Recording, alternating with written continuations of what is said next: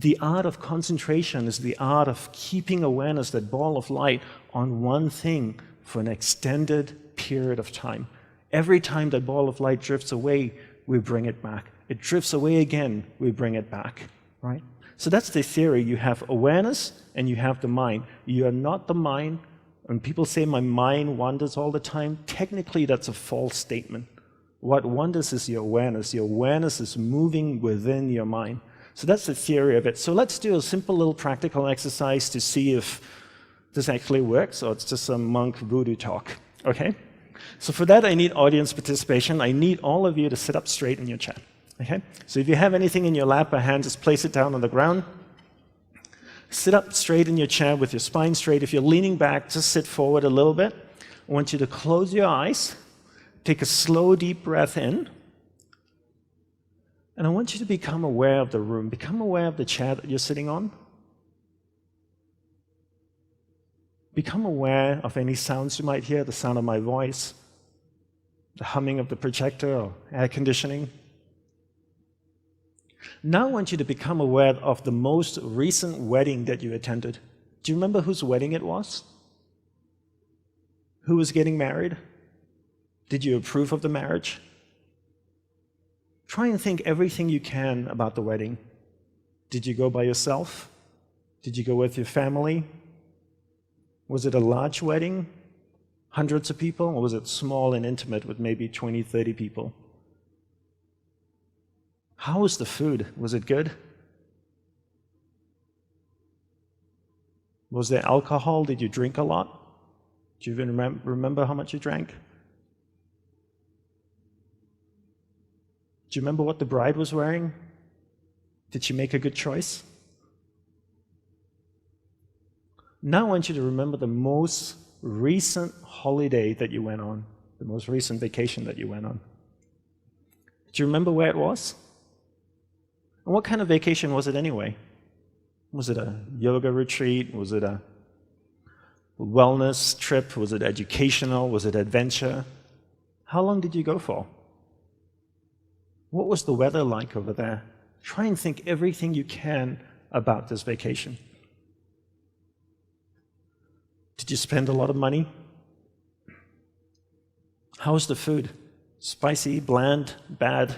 Did you get sick eating the food?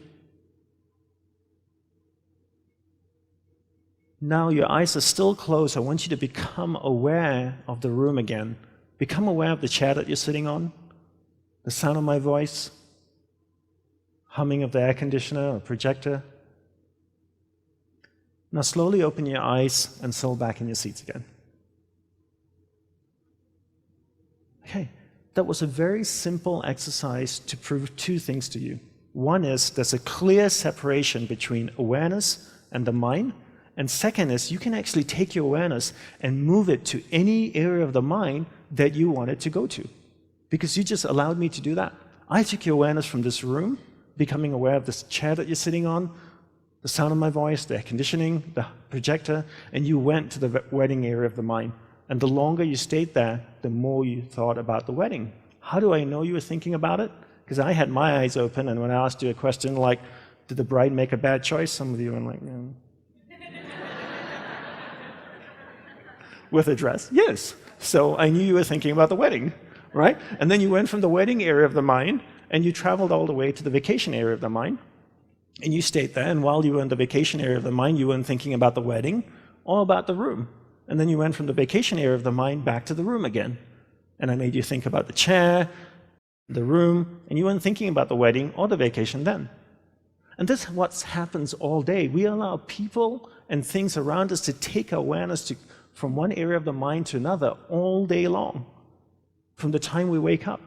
And therefore, we become distracted. To be concentrated is to be able to keep your awareness on one thing for an extended period of time. How do we practice this? We practice this by doing one thing at a time throughout the day. What's the best way to develop concentration? The best way to develop concentration is to bring that practice into our everyday life.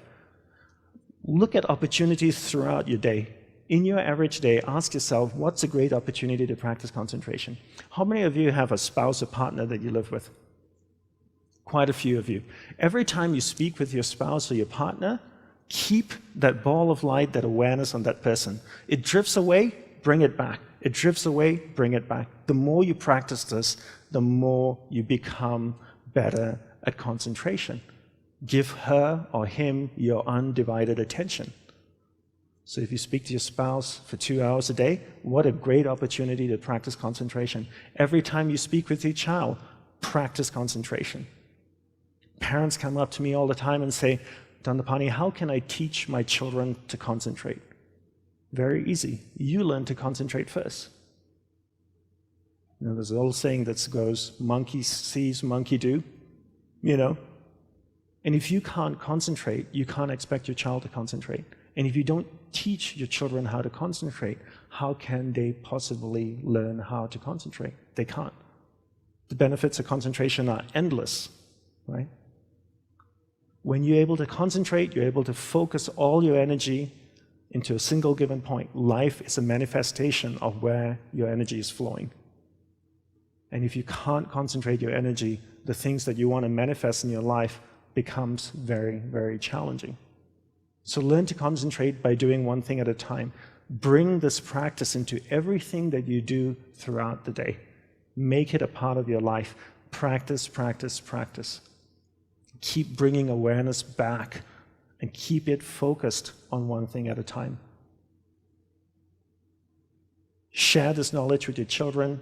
Be an example for them so they can grow up. Let's stop drugging our children and solve the simple problem by teaching them how to concentrate and helping them to practice concentration.